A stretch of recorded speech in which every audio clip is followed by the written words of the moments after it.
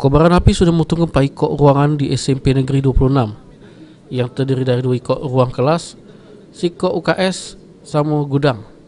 Pada Rabu lalu, kejadian pemotongan ini diduga akibat korsleting listrik dari salah sikok ruangan kelas. Akibat kejadian tersebut, 4 ruangan yang sudah tertunu ini cuma tinggal puing-puing baik. Selain itu, puluhan siswa SMP Negeri 26 yang belajar di 2 ruang kelas tertunu ini untuk sementara dipindah ke kelas lainnya bergabung dengan siswa lain.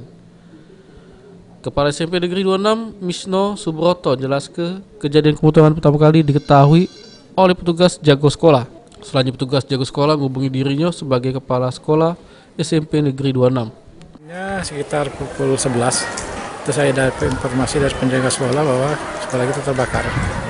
Nah, penyebabnya saya kira belum tahu juga sampai mungkin korsleting itu listrik. Nah, jadi yang terbakar itu 2 ruang belajar, 1 ruang UKS, kemudian gudang. Ini Pak, dampak dari kebakaran ini seperti apa Pak?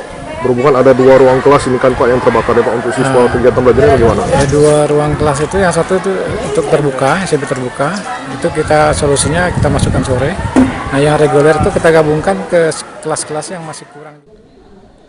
Dengan kejadian ini, Dewek Kepala SMP Negeri 26 sudah mengadu ke Dinas Pendidikan Kota Palembang. Rencana bangunan yang tertunu bakal dibangun lagi pada tahun 2020.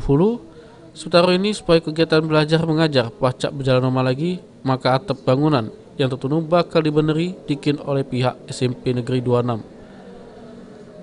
Firman Hidayat, PAL TV.